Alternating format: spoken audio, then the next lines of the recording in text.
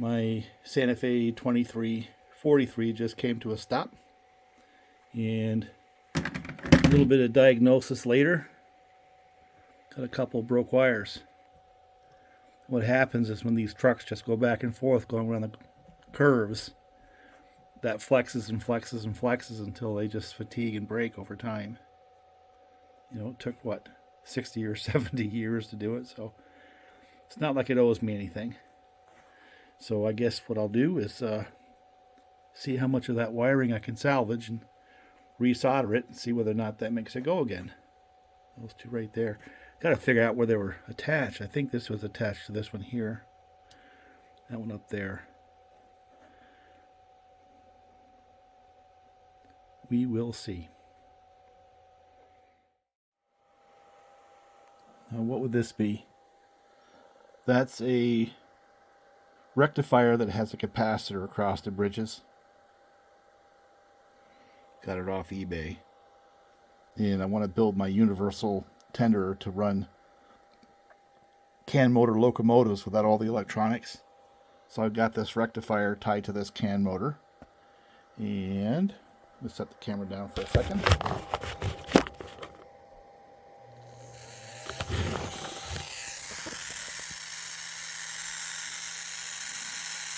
Runs.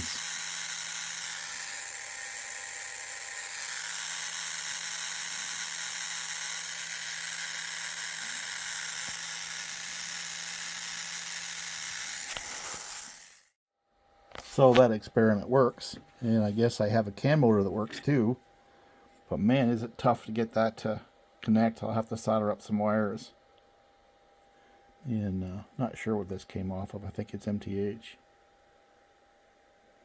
Doesn't matter. Can motors are pretty standard. The idea is if I can take a couple of these and set them in a tender and then hook them to a MTH plug, then I can fire off those can motor locomotives with a Lionel, any kind of tender that has my rectifier on the inside. The other option is just literally to put that in the locomotive itself and get rid of all the cards and just run the rectifier from the track. You know, this one here I had set up for one rectifier for each can motor. There's two rectifiers there, side by side. Haven't decided if I'm going to do that yet, but I want to test it out and see how many amps it can handle. You know what I'm saying? They're rated for like 3 or 4 amps. Should be plenty to run each one of those can motors. Right. Another project, Hilltop Saw Shop. Now you're going to find it interesting. A capacitor is a way of storing a charge. It's not a battery, but it does similar things. So this is another experiment, and this battery only had like 2 volts left. This is the dreaded MTH Protosound 1 or Protosound 2 batteries. And I bought these, which are just capacitors. And I had to cut the end off because it was the wrong end. And what I did was I just wire nutted. I'm going to solder it to the wires that were there before, right? And there's the 2 capacitors. So let's see if it works. Because if it works, I'm going to go ahead and do that on all my MTH trains that I can find. I mean, these are cheap on eBay, and basically we could probably just make them ourselves by, you know. Question is it going to hurt over time? I don't know that. So let's just see if it works. Give it some voltage.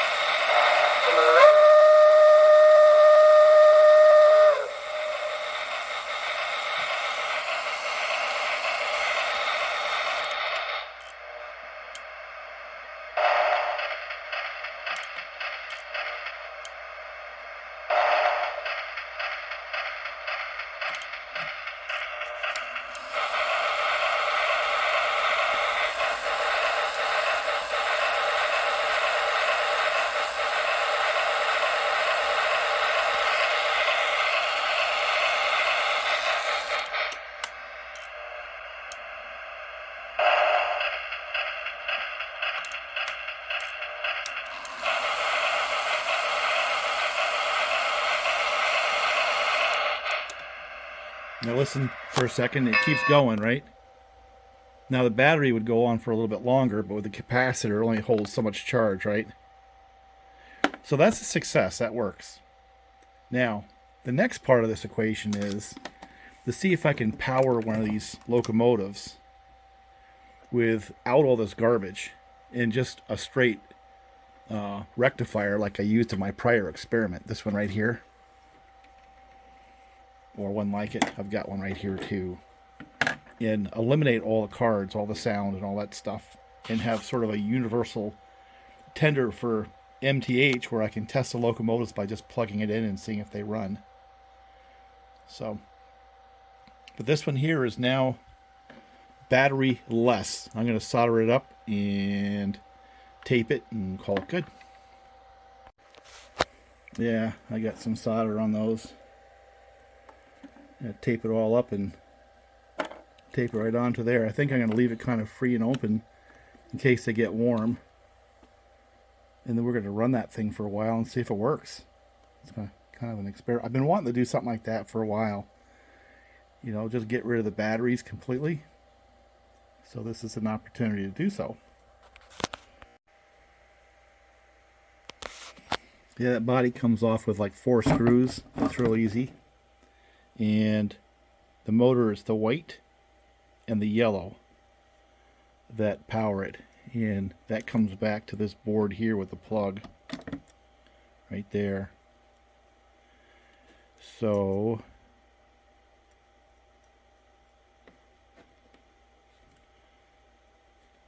this right here powers the smoker, which I didn't realize it had, but it does. Complex little bugger, isn't it? So what I need to find out is how that is wired, how the plug itself is wired. I need to know where the source, you know, from the rollers, how does that go to here, and which of the pins, the 4 pins, has the power, which is the ground. And I'm going to assume that those right there correspond to the pins. That's a big assumption, but that's what I'm going to do. So let me get a multimeter on this first.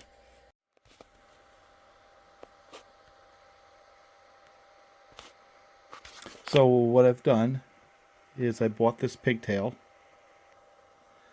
and I basically saw on the wiring here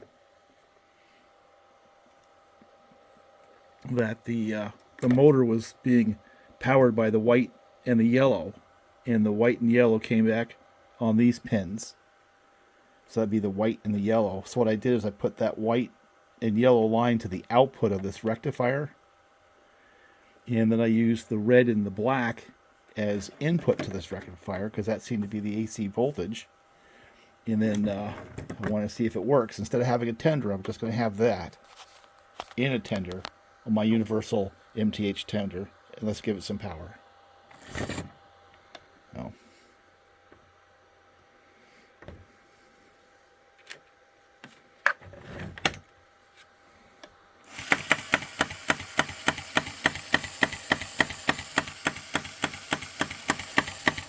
So what I'm going to do now is install this in the tender and then see if I can come up with just a straight rectifier.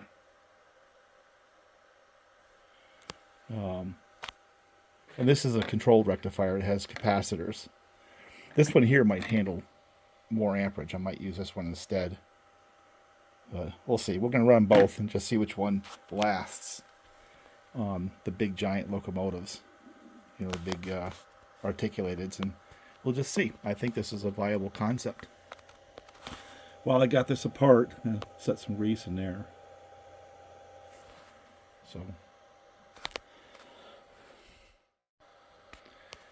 So we established 2 things. One is capacitors to replace the battery in the MTH Portable Sound 1 and 2 does work. And we've also established that you can take decent rectifier concepts and run directly from the rectifier to the CAN motors. And that's what we've done here. Anyway, I'm going to put that one back together and give it a run, and then I'm going to make my universal tender and see if I can run the 2882 off of that for a little while.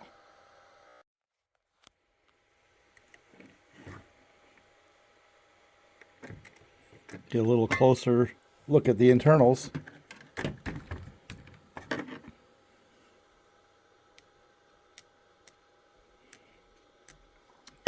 The magnet says those are metallic, so I put some grease in there. But look at all the electronics in there. There's a pot for volume, you know. And there's a switch to turn on or off the smoker. That's going to run off the AC, not the DC, so it's not going through the rectifier. But all this junk here is, you know, things like the electronic decoupler and the ability to interface with whatever MTH controls are. All that stuff costs money. A lot of complexity in there. You kind of turn these things into rolling stereo systems. You know, I got to wonder if you can put a heavier magnet speaker down there, which has maybe a little more dynamic range, might sound better.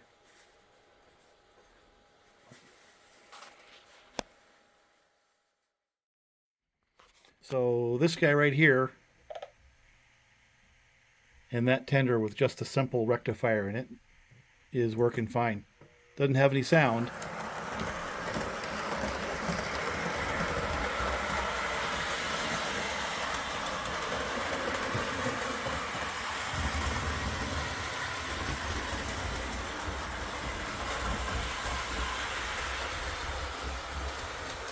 Hear it rumble. That thing weighs about 10 pounds. Takes almost no voltage. It's like 4 volts.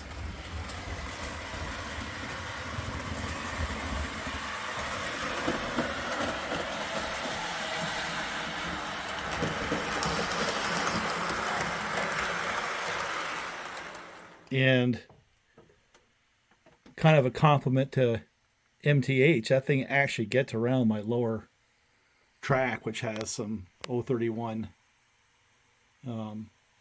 radius curves in it, the smaller radius curves, 36s and 31s.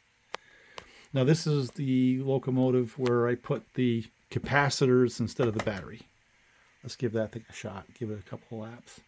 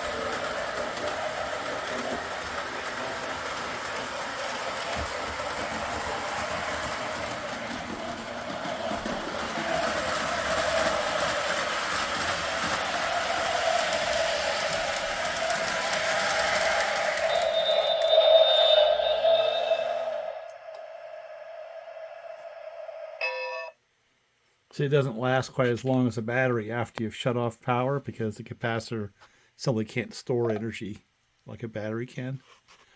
But I would call that a success to this point in time. I'd say this is a shockingly good success. this right here, putting that little rectifier in there. I think what I need to do is to load it up with cars and let it run for a while and just see how long that rectifier can handle the higher amperage.